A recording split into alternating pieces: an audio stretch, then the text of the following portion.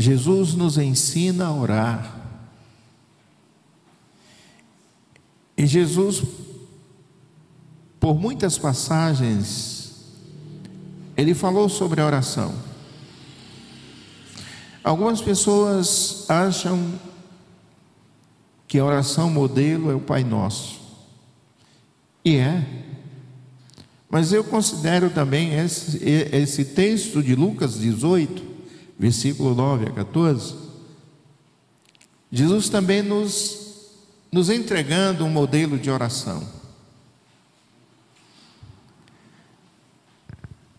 Então nós vamos ler esse texto 18, versículo 9 ao 14, e diz assim: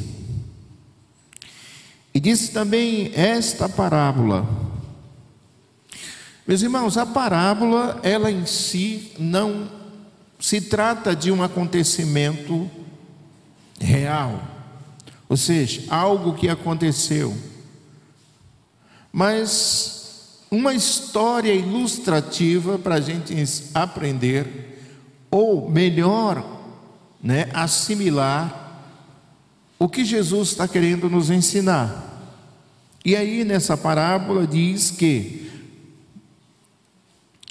há uns que confiavam em si mesmos, crendo que eram justos, e desprezavam os outros.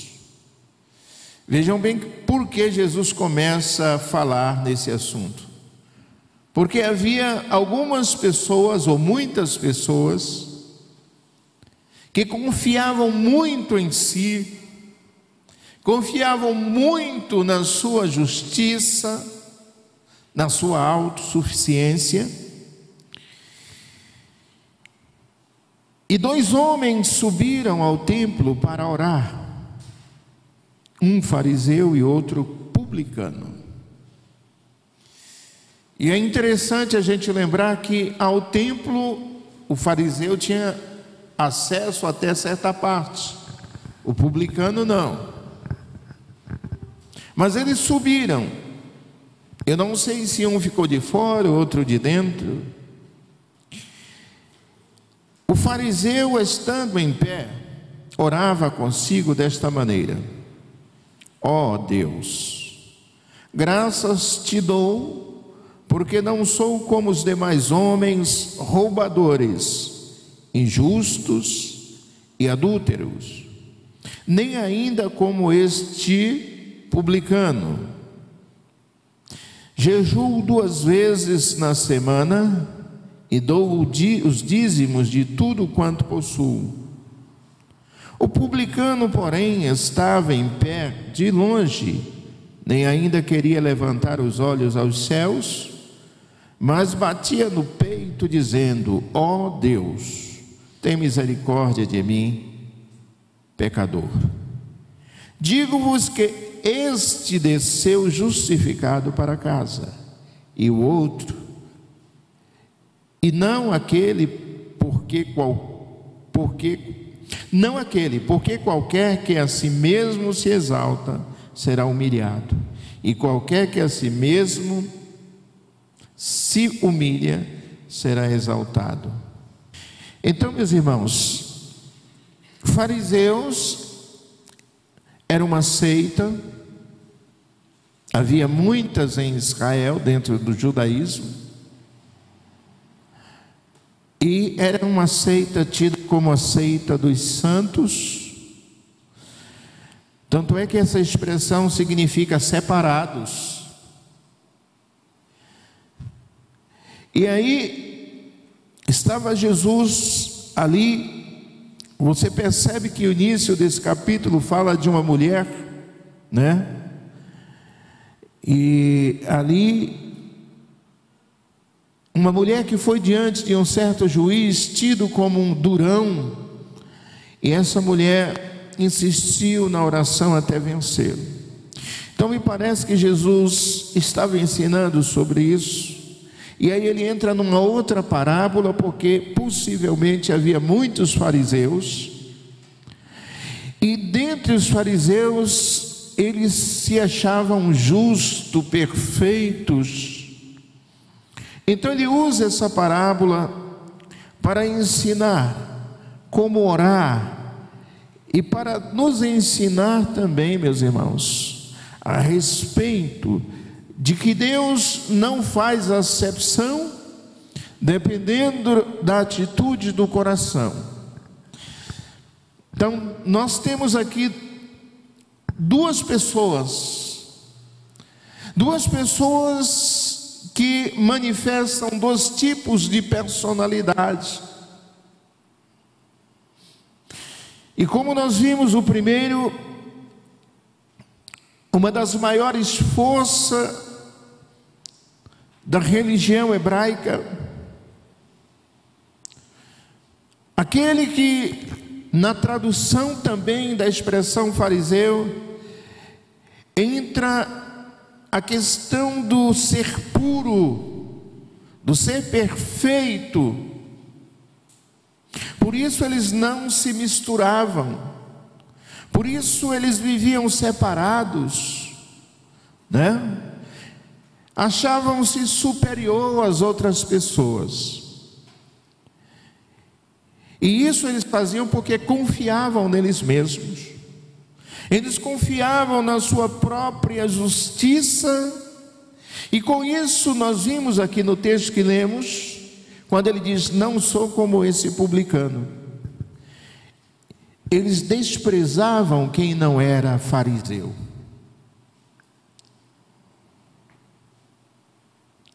E isso, meus irmãos, caracteriza um grave pecado, chamado de presunção. Presunção é quando a pessoa presume de si mesmo ser alguma coisa e que ele não é. Esse é um pecado grave, a presunção. Ele se achava muito bom, ele se achava muito correto, ele se achava alguém perfeito perante a lei divina. Por isso ele se achava merecedor da justiça de Deus. E em alguns momentos, analisando esse texto, ele até achava que não precisava mais de nada. Ele achava que não precisava de mais nada, mesmo que fosse da parte de Deus. Isso chama-se autoexaltação. E os que se autoexaltam serão abatidos. Então a oração deste homem, quando ele relata tudo o que ele faz, e não me diga não, tem umas orações de fariseus que a gente usa por aí, vê por aí. Oh meu Deus, como aquele homem que estava pedindo esmola ali, eu passei e fiquei penalizado, aí fui lá e dei aquela ajuda. Isso é oração de fariseu. Tem gente que conta a história das coisas que fez. Não, a oração a Deus é uma outra coisa, não é uma prestação de contas.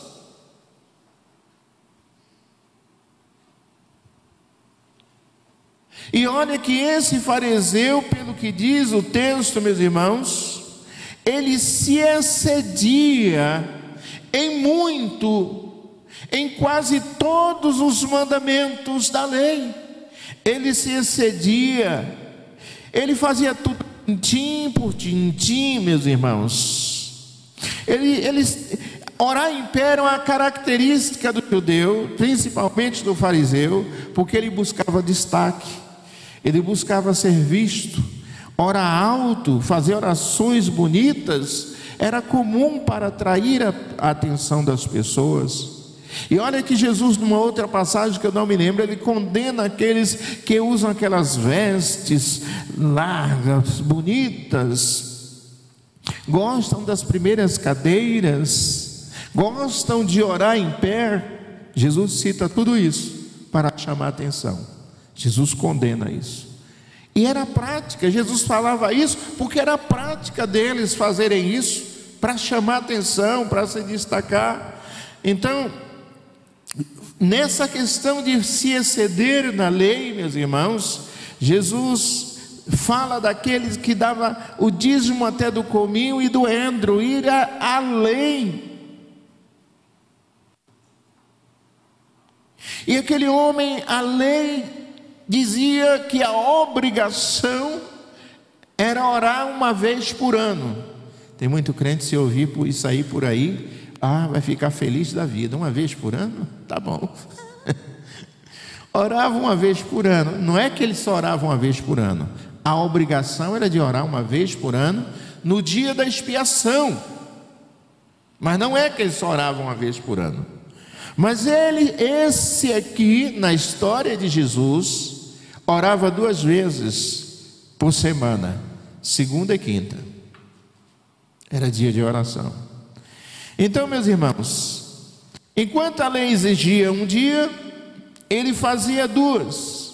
Por isso ele se achava muito justo, muito bom, achava que estava agradando a Deus. E Jesus já nos chama a atenção para a gente ter cuidado de não querer fazer tocar trombetas quando a gente faz as coisas. Não toque trombeta para chamar a atenção, para dizer: olha para mim para ver quanto eu sou santo, olha para mim para ver quanto eu sou bom, olha para mim para ver quanto eu sou perfeito. Jesus condena isso. Então, o que ele queria exatamente era tocar trombeta, orar em pé,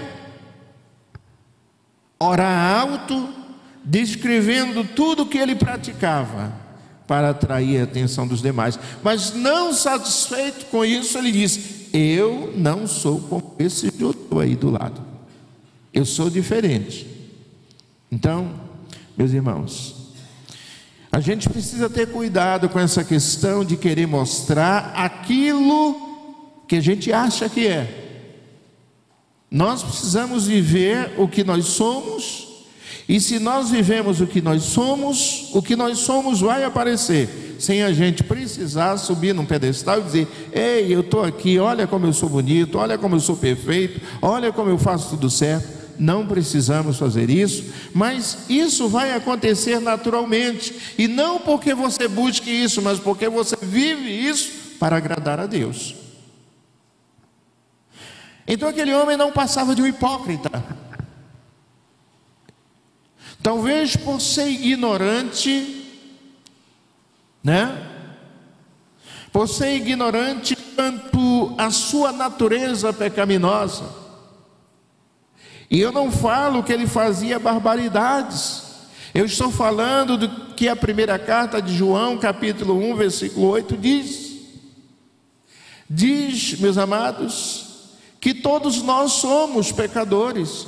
Sim, mas eu me encontrei com Cristo, Ele me perdoou sim, já não há mais condenação, mas a tendência da natureza pecaminosa existe e muitas vezes nos leva a pecar, nos leva a fazer coisa que Deus não aprova, que a palavra de Deus não aprova. Então é aí que se fala da natureza pecaminosa, da natureza caída, da natureza inclinada para o pecado, que a gente consegue dominá-la, mas ainda há um impulso para lá. O dia, meus irmãos, que formos transformados, a nossa natureza não vai querer fazer nada que contraria Deus, nem pensar. Mas isso aí é quando nos encontrarmos com Cristo. Daqui até lá, ainda somos sujeitos a alguns momentos de desequilíbrio, de ira, de aborrecimento, não é? Mas temos que dominar essa situação. Aquele que anda no Espírito, que é guiado pelo Espírito, ele não se deixa dominar pelas circunstâncias, mas a tendência está lá, é próprio da natureza. Talvez esse homem não tivesse noção disso, não tivesse entendimento disso, de que ele não era tão perfeito, por mais que ele fizesse, ainda assim ele continuava sendo um homem dependente da graça de Deus. Talvez ele não conhecesse, possivelmente não, nada sobre a graça de Deus. E nós precisamos entender que nós vivemos pela graça de Deus. Ele ainda não tinha noção da gravidade dos danos causados pelo pecado na vida humana. E às vezes há pessoas que nem sequer passa pela sua cabeça o seu estado, a gravidade em que ele se encontra. Então, estava ele ali orando e expondo a sua situação, sem nenhuma noção do seu estado de indignidade, quando diante da glória de Deus. Havia, como em nós, a permanente necessidade da ajuda de Deus. Tanto é que Paulo escreve em Romanos, se não estou enganado, 26, que o Espírito nos ajuda nas nossas fraquezas. O Espírito nos ajuda nas nossas fraquezas, nós somos fracos. Em se tratando de natureza, em se tratando de questão espiritual, o ser humano é fraco. Ele precisa da ajuda do Espírito Santo, da sustentação do Espírito Santo. Há uma necessidade permanente. E não há nada que ele possa fazer, e talvez ele não estivesse entendendo isso. Não há nada que ele possa fazer para se justificar diante de Deus, diante da lei divina.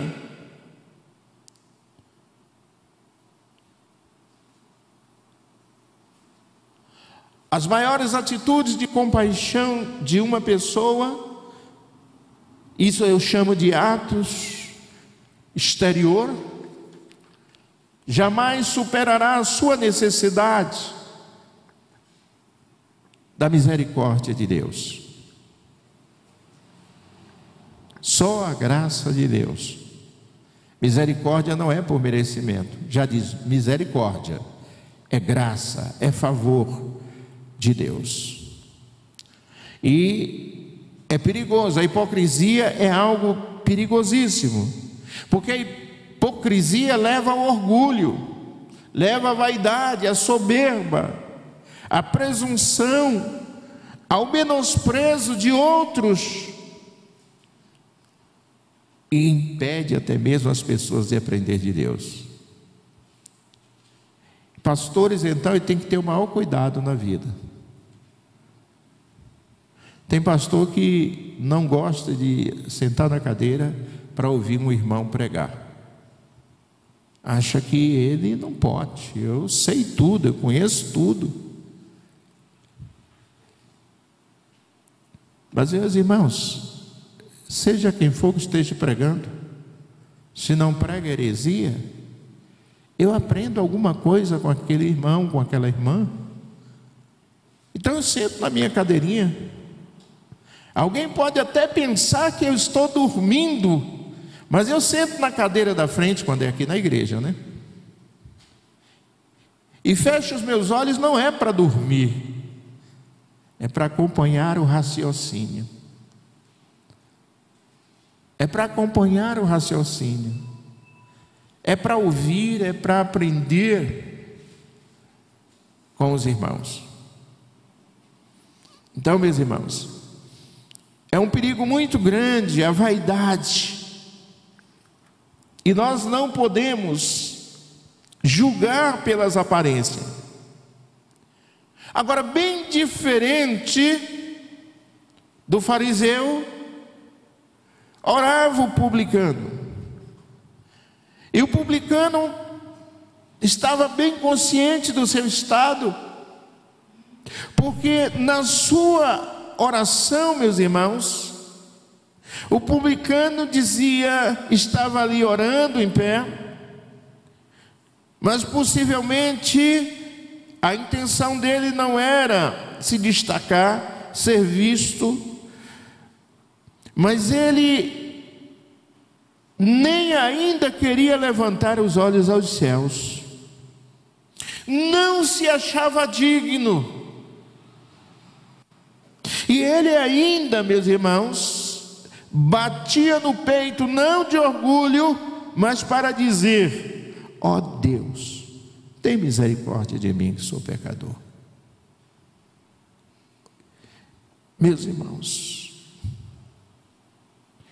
aquele homem estava derramando o seu coração em confissão dos seus pecados.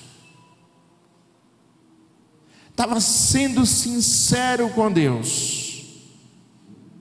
Ele não se achava merecedor de nada que viesse da parte de Deus.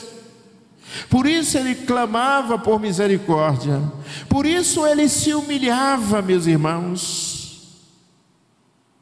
A sua oração, sim, esta é a oração sincera, esta é a oração verdadeira, esta é a oração sem hipocrisia. Esta é era a oração de um coração íntegro, sem vaidade.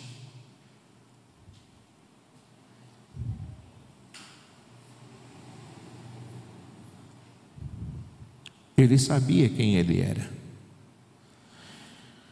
Ele estava bem consciente de que, por natureza, era pecador. Ele estava consciente de que ele precisava se arrepender, e ali estava confessando seus pecados, e que ele precisava do perdão do Senhor. E quando eu falo de publicano, era o povo rejeitado de Israel, era o povo tido como impuro, porque eram funcionários públicos a serviço de Roma, eram abominados.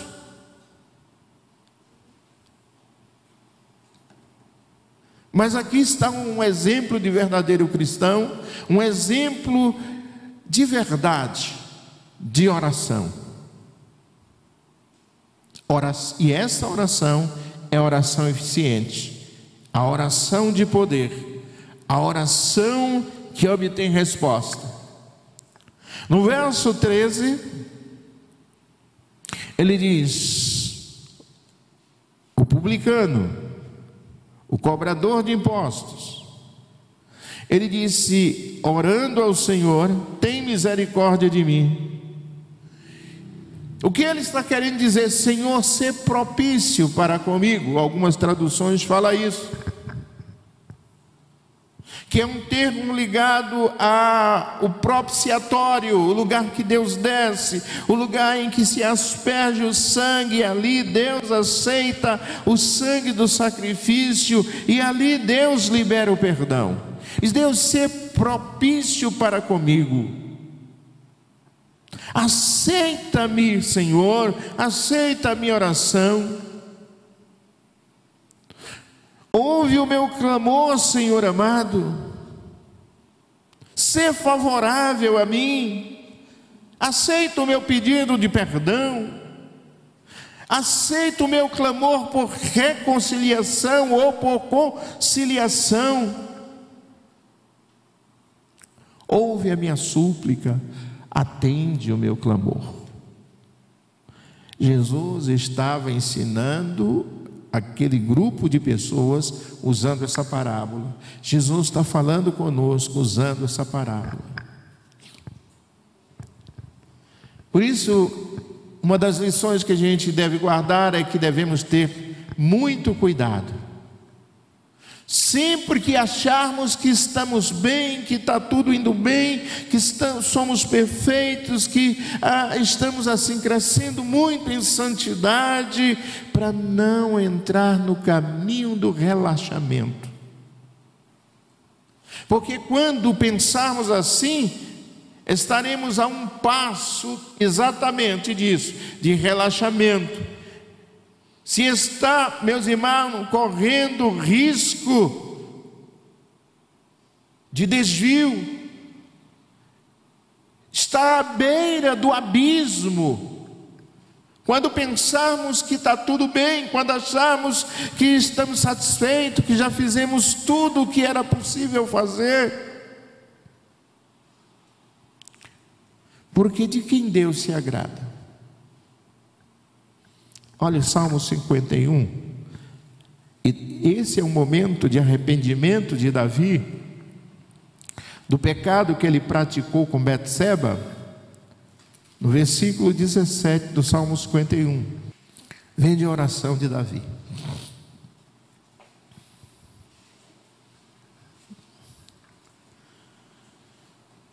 Os sacrifícios para Deus são espírito quebrantado e um coração contrito. Deus não despreza. O coração quebrantado e contrito, Deus não despreza. Esta era a condição daquele publicano. Um coração quebrantado e contrito é um coração humilde. Diz Jesus em Mateus 11, 28 ao 30, e ele diz: vinde a mim todos vós que estáis cansados, sobrecarregados, eu vos aliviarei. E aprendei de mim, que sou manso e humilde de coração. Manso e humilde. Por isso, meus irmãos, aí está uma condição para a gente, na oração, agradar a Deus.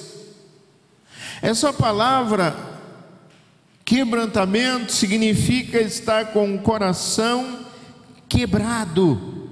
Quebrado no sentido de dureza, no sentido de resistência, no sentido da autoconfiança pessoal. Um coração humilde é um coração que se volta para Deus na simplicidade, na dependência de Deus. E essa palavra se aplica ao adorador, que não é somente quem canta, mas o adorador também ora. O adorador louva a Deus através da oração. Quem se aproxima de Deus não pode ter espírito altivo, olhar altivo, coração altivo. É preciso que haja quebrantamento. Um coração quebrantado agrada a Deus. Isaías 57:15, ele vai falar da mesma coisa. 57:15 de Isaías.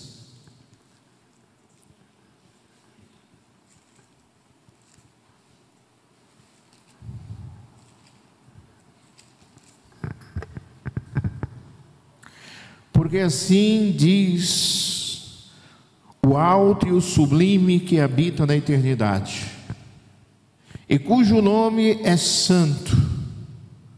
No alto e santo lugar habito, como também com o contrito e abatido de espírito, para vivificar o espírito dos abatidos e para vivificar o coração dos contritos. Eu habito no alto e sublime lugar, e também no coração, no espírito do quebrantado, do simples. Então, Deus está sempre pronto para receber a nossa adoração, para receber a nossa oração, para ouvir o nosso clamor e para responder também. Mas quem? 66:2 de Isaías. Porque a minha mão fez todas estas coisas, e assim todas elas foram feitas, diz o Senhor. Mas para esse olharei, para o pobre e o abatido de espírito. E aí finaliza arrematando tudo: e que treme da minha palavra.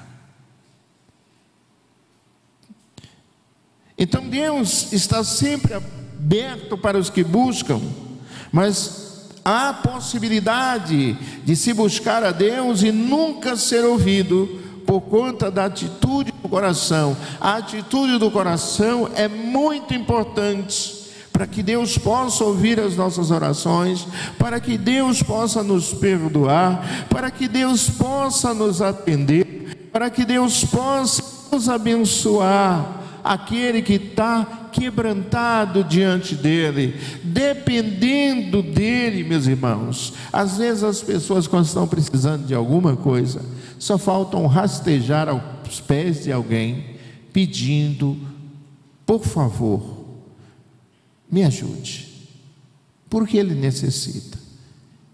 E às vezes, diante de Deus, as pessoas querem achar que pode chegar lá e exigir, como tem gente que diz: vou botar Deus na parede.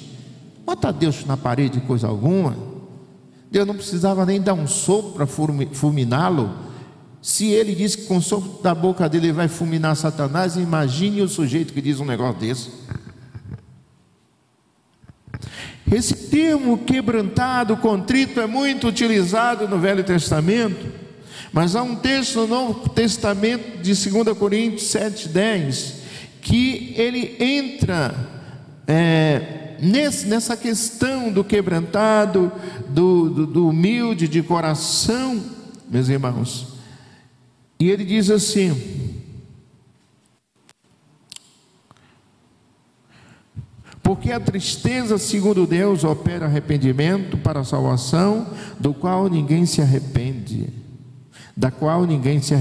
mas a tristeza do mundo opera a morte. Então veja bem, um arrependimento onde não há tristeza, um arrependimento onde a pessoa não sente a dor, uma confissão de pecado onde não há tristeza, irmãos, ela não é sincera. Porque quando nós sentimos que transgredimos diante da lei de Deus, ela nos leva à tristeza, nos leva à amargura, nos leva ao arrependimento. E isso quebranta o coração. E isso nos leva à contrição, meus irmãos, e ao desejo profundo de receber o perdão do Senhor. Então, os tais são chamados lá em Mateus 5,4 de bem-aventurados os que choram. Bem-aventurados os que choram. Bem-aventurado quem chora está quebrantado. Apesar de que tem gente que chora de ódio, desejo de esganar alguém, dar fim a alguém, mas eu estou falando de um choro de arrependimento.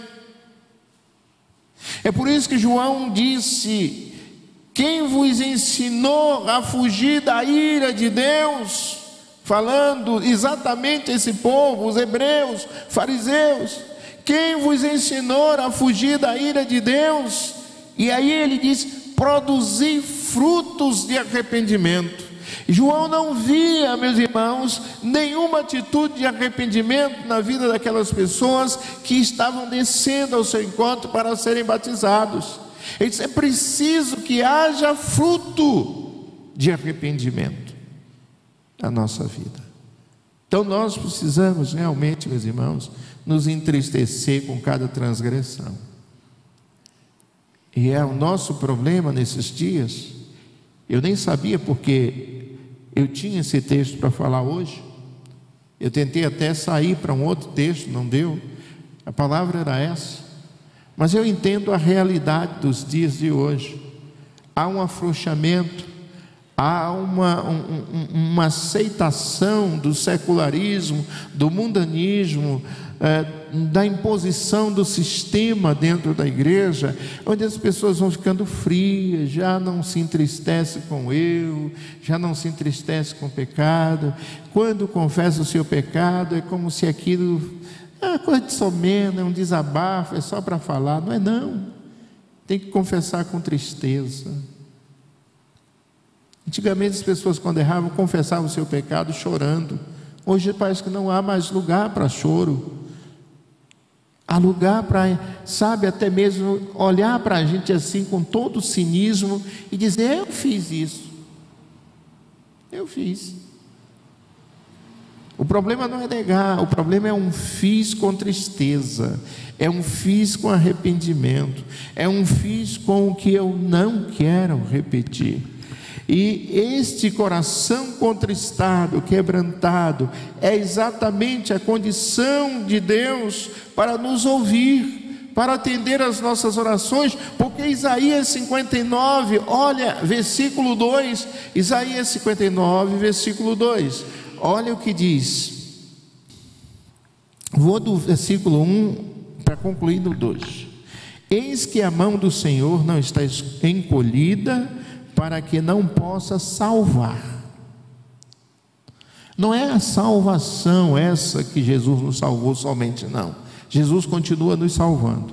Então a mão do Senhor não está encolhida para que não possa salvar, nem os seus ouvidos agravados, entupidos, obstruídos ou tapados, para que não possa nos ouvir.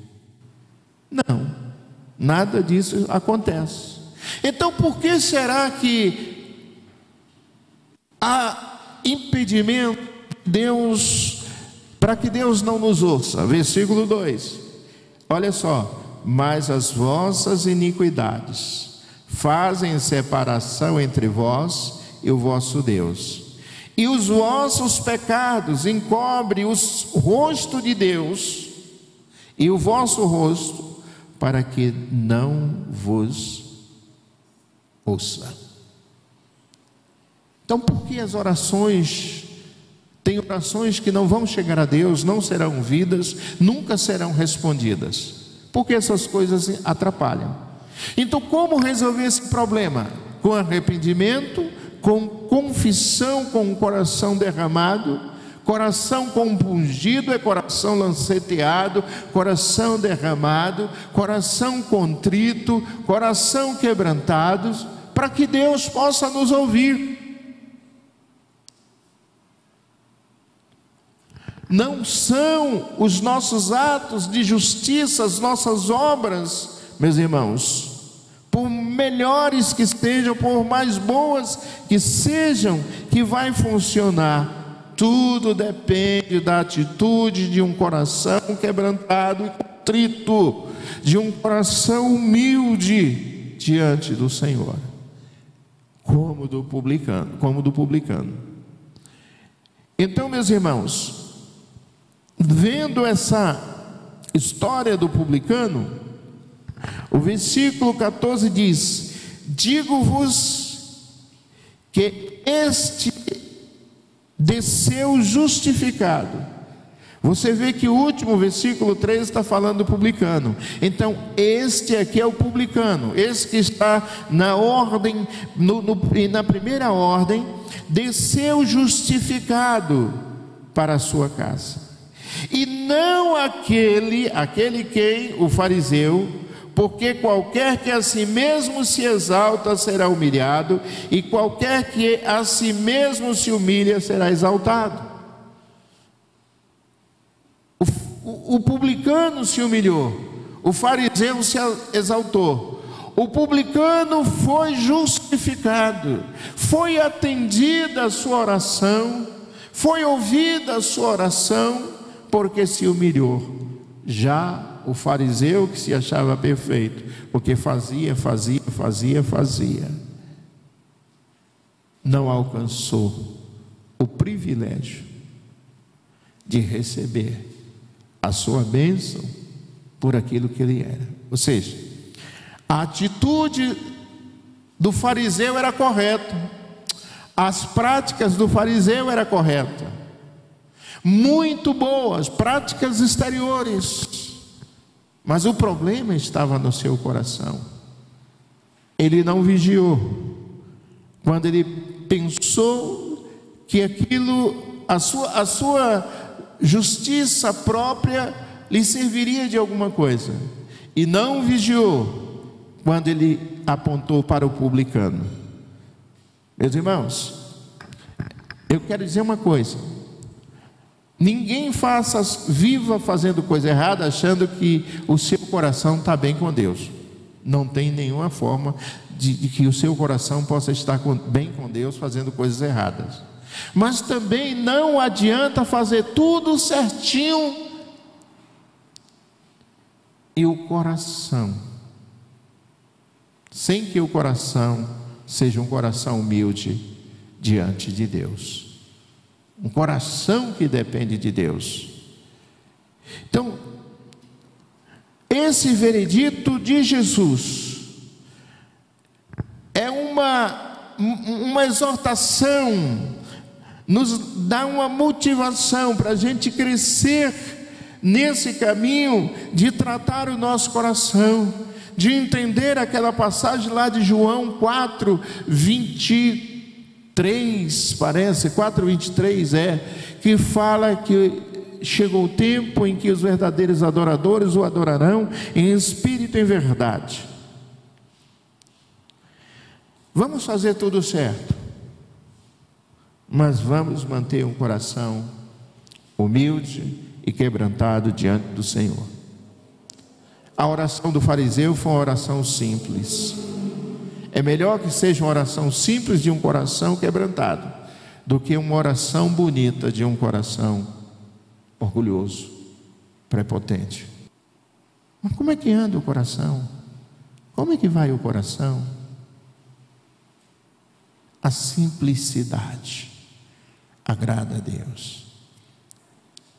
A integridade agrada a Deus. A verdade, a sinceridade agrada ao Senhor. Então, esse texto e essa oração do publicano nos ensina muita coisa. O que, meus irmãos? É que nós corremos o risco de estar vivendo a vida dentro da igreja e não agradando a Deus, e as nossas orações não subindo aos céus. E às vezes a gente se engana, não, porque olha, tintim por tintim, faço tudo certinho e tal. Mas será que não há uma pontinha de orgulho? Eu sei mais do que fulano? Eu sou melhor do que fulano? Eu oro melhor do que fulano? Eu prego melhor do que fulano? Será que não existe essas coisas? Eu conheço mais do que fulano? Deus ouve mais a mim do que fulano? Deus me abençoa mais do que fulano? Eu sou mais santo do que fulano? Porque tem gente que para mostrar sua santidade precisa apontar o defeito do outro, como fez aqui o fariseu. Se eu aponto o pecado do outro, eu vou sobressair. Não precisa disso. Nós precisamos ser. É o que Jesus nos ensina. Então a oração que Deus acolhe, que Deus recebe, a oração que Deus responde, é a oração deste coração humilde. Coração simples, a oração simples, a oração que depende de Deus, que crê e depende de Deus. Meus irmãos, o que Deus quer nos ensinar? É vivermos em unidade. Ninguém é melhor do que ninguém aos olhos de Deus.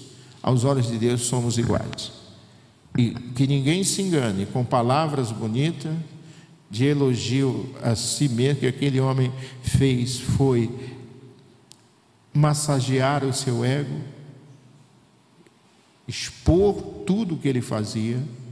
A gente vai aprender, meus irmãos, a partir de hoje, cuidado para não fazer a oração do fariseu. Eu fiz isso, fiz aquilo, encontrei Beltrano, Cicrano, Você não precisa disso. Oh Deus, ajuda aquela pessoa que está precisando, até que diga assim, que pediu oração. Tudo bem, mas não conte, porque a Bíblia diz assim, olha, o que você dá com a mão direita, quando fizer, esconda a esquerda. Esconda a esquerda. Não toque trombeta. Espere a sua recompensa de Deus, que tudo vê. Jesus nos ensina não somente a orar, mas a viver como lhe agrada. Amém? Graças a Deus. E Deus nos abençoe grandemente nessa noite graciosa.